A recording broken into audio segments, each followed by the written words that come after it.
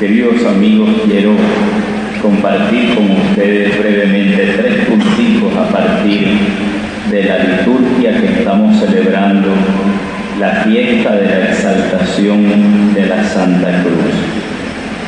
Primer punto, el escándalo de la cruz.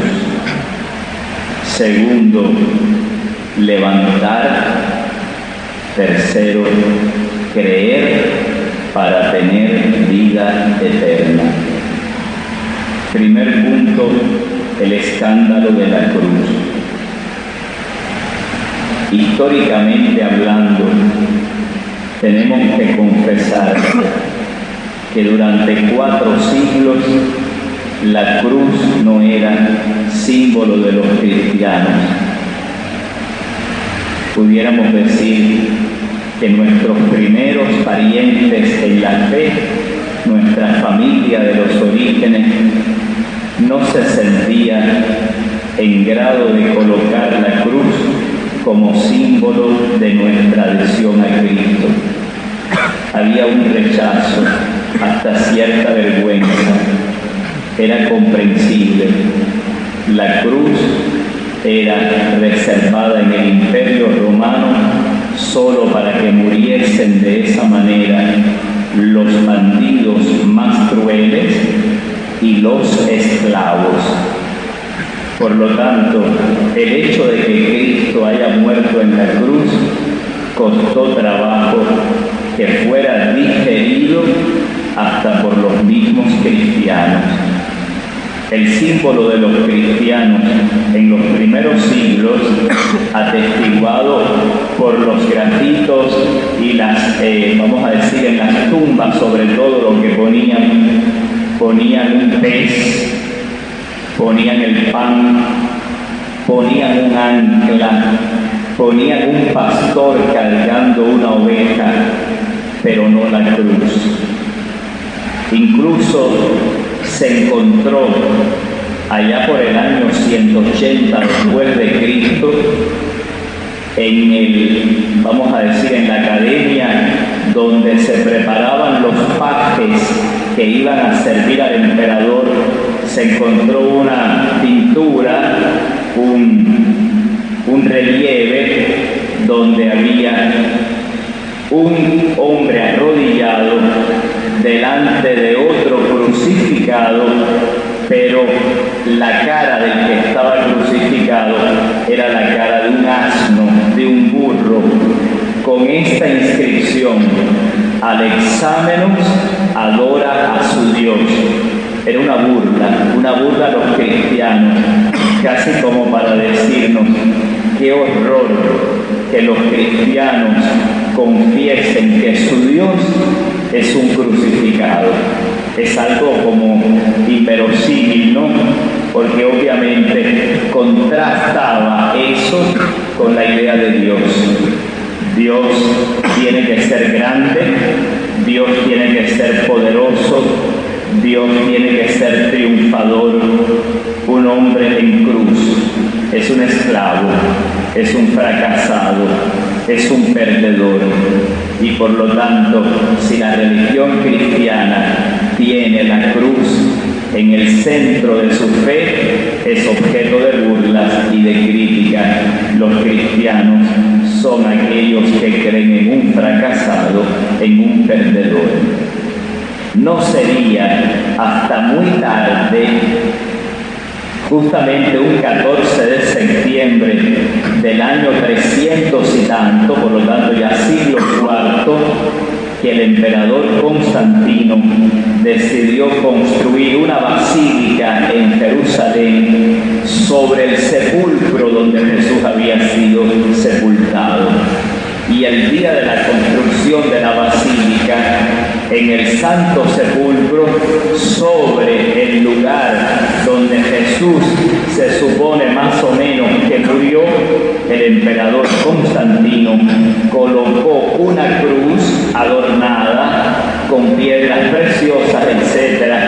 Y es a partir de ese día, 14 de septiembre del 335 más o menos, que comenzó a celebrarse la fiesta que conocemos hoy. la exaltación de la Santa Cruz. Pero si somos honestos, ¿verdad? Si somos honestos, el hecho de que nuestro Dios, que Jesús el Señor, haya asumido la muerte en cruz, también debería ser para ti y para mí objeto de saludable terremoto interior, de saludable desinstalación. Porque si cuando miramos hoy la cruz, o la hemos reducido a un objeto de arte o a un objeto estético para ponernos una cruz al cuello, a veces hay hasta quien se la pone en la oreja junto con un arete o colgada de una cadenita en el tobillo, y la hemos colocado en lo alto de nuestros templos, en las cúpulas de nuestras iglesias o en el centro también de nuestros altares, y lo miramos así, sin que suscite nada en nosotros, entonces significa que también tú y yo hemos perdido la capacidad de comprender lo que significa la cruz en la vida de Cristo y en la vida de los cristianos. De hecho, cuando San Pablo, en la primera carta a los Corintios, dice que nosotros predicamos a Cristo y este crucificado, añadir a él estas expresiones, que eso es escándalo para los judíos y necedad para los griegos. Pero para nosotros es sabiduría, la única sabiduría, la fuente de la auténtica sabiduría. Segundo punto, levantar. Jesús habla hoy del levantamiento, ¿no?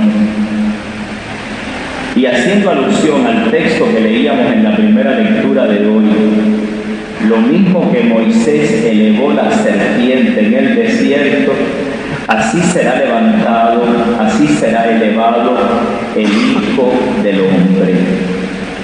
Qué interesante. Para nosotros, levantar y elevar tiene otra connotación que para Jesús, ¿verdad?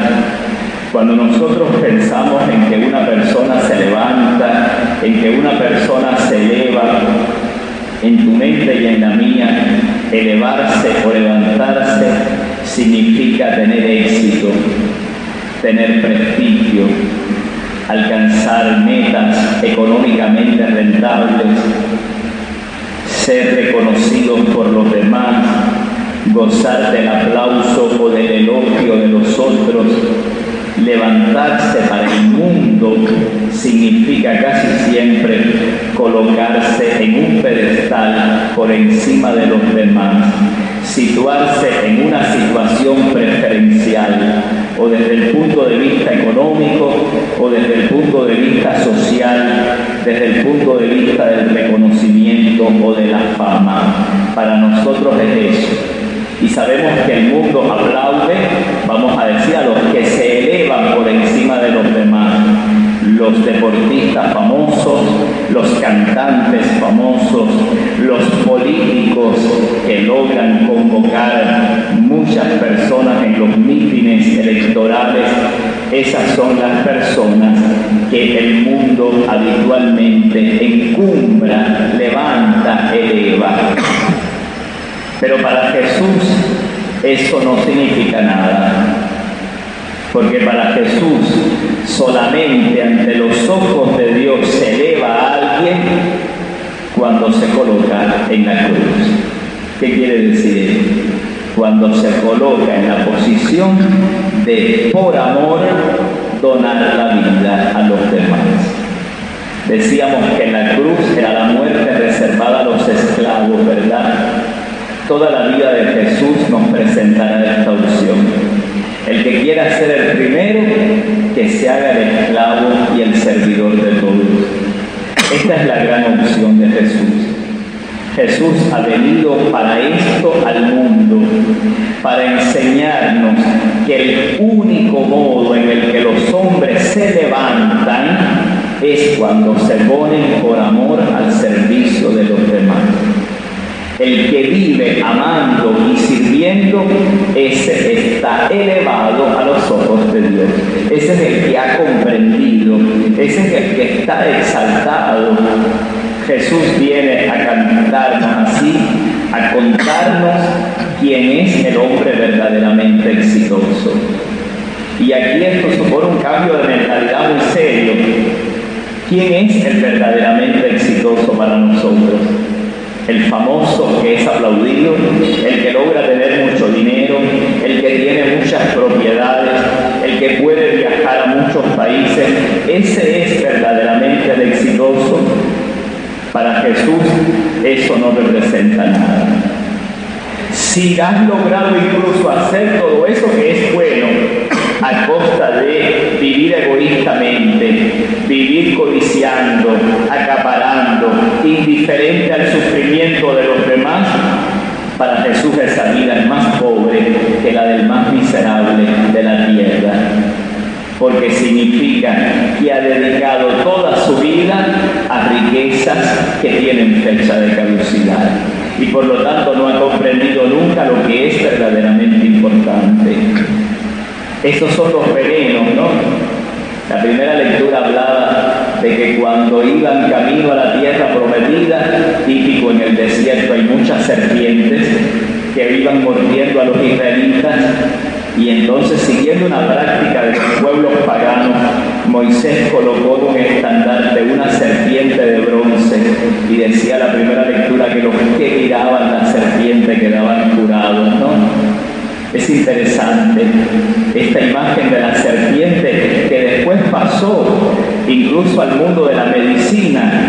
Los que han estudiado medicina o los que saben que en la medicina está en un paro, ¿verdad?, en un estandarte, una serpiente enrollada que se atribuye al dios Esculapio de los griegos, Asclepio también se le llama en otras lenguas antiguas.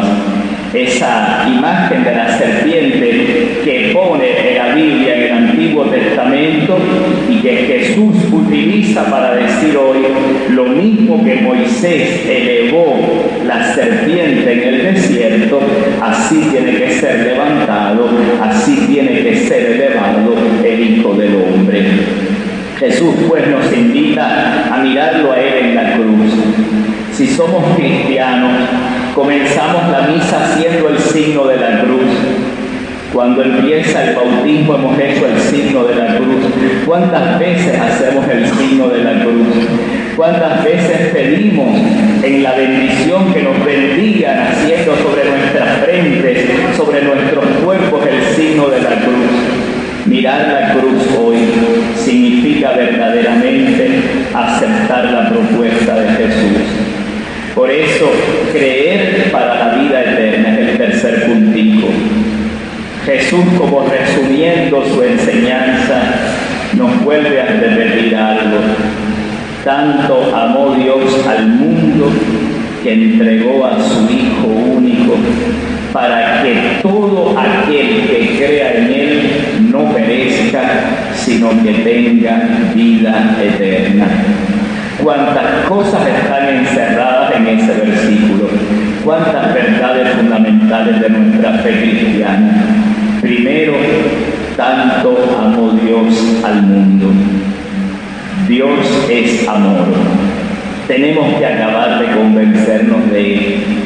Es solo amor, es exclusivamente amor, solamente amor. Y lo propio del amor, la naturaleza del amor es dar, donar, entregar, compartir. Cuando nosotros contemplamos a Cristo en la cruz, estamos contemplando no solo el dolor, ni muchísimo menos el dolor, sino hasta dónde ha llegado el amor de Dios por nosotros. Cristo, el Hijo eterno de Dios, ha querido mostrar en la cruz que Dios es solo amor, porque lo da todo hasta darse a sí mismo, incluso por los enemigos. Y nos pide Jesús que creamos en Él para que participemos de la vida eterna. Y aquí me gustaría aclarar algo. Muchas veces tenemos la idea errada de que la vida eterna comienza el uno acostadito en una cajita hacia el cementerio, ¿no? Pensamos, estamos viviendo esta vida terrenal, el día de nuestra muerte, a partir de ahí viene la vida eterna. No, eso no es así. Porque la vida eterna no es otra cosa que la vida del Eterno. Y la vida del Eterno ya sabemos cuál es, ¿verdad? Amar, donar, entregar la vida, hacerse esclavo por amor de los demás. Por lo tanto, todo el que cree en Él, es decir, el que le da la adhesión de la fe a la propuesta de hombre que Jesús ha traído, que es la de hacerse esclavos por amor de los demás, el que cree en esa manera y vive de ese modo, tiene ya la vida del Eterno, participa ya la vida del Eterno. Y por eso insiste después Jesús en el Evangelio, que el Hijo vino no para condenar, sino para salvar. ¿Por qué? Porque cuando uno acepta vivir de esta manera, experimenta ya aquí y ahora la salvación. Experimenta el gozo de la salvación. Experimenta la alegría de Dios, que es la alegría de amar, la alegría de donar, la alegría de hacer felices a los demás, la alegría de servir a los demás. Amigos míos, esta es la fiesta que nosotros celebramos hoy. Es la fiesta de una revolución auténtica. Con la cruz de Cristo comenzó la verdadera revolución. Porque ahora el Dios verdadero no está en un trono de oro, con una corona de oro y con un cetro. Esa es la caricatura más funesta de Dios que podamos tener. El verdadero rostro de Dios es el del Dios hecho hombre, y por eso Jesús encarna el rostro verdadero de Dios y el rostro auténtico de un ser humano, el rostro auténtico del hombre. Somos verdaderamente humanos cuando aceptamos como Él vivir por amor, entregar la vida por amor. Y esto no se logra de un día para otro. Porque es verdad que somos tan pobrecitos tú y yo, somos tan inseguros y somos tan infelices que por eso estamos tan plagados de autorreconocimiento, de autorreferencialidad, de reivindicaciones continuas. Nos encanta recordarle a todo el mundo lo que yo hice por los demás, lo que el otro me debe, el favor que no sé qué, olvidándosenos continuamente que en la cruz Dios entregó todo por ti y por mí, sin echarnos en cara nuestros pecados, nuestras miserias y nuestras ingratitudes.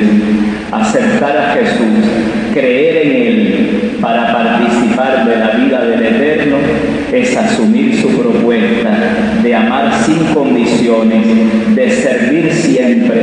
Es la única pregunta que un cristiano debería hacerse desde que se levanta hasta que se acuesta. ¿A quién puedo amar? ¿A quién puedo servir? ¿Cómo puedo mejorar la vida de los demás? ¿Cómo puedo hacer que los otros vivan mejor? Entonces en ese día, levantados con Cristo en lo alto, comprenderemos que el verdadero hombre exitoso, el verdadero hombre pleno, es el que está lleno de amor, lleno de Dios, lleno del Eterno. Dios es amor, solo Dios es eterno, solo el amor es eterno.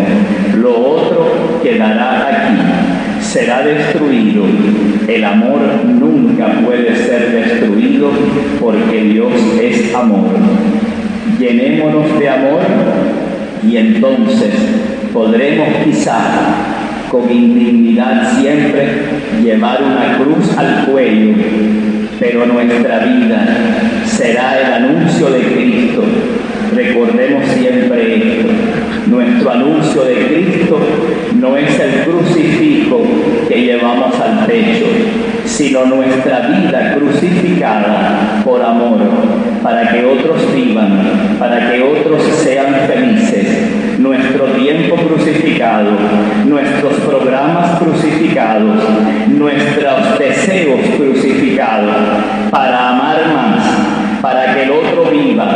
para que mis hermanos sean felices. Esa es la vida del Eterno. Esa es la cruz que hoy exaltamos y adoramos. Amén.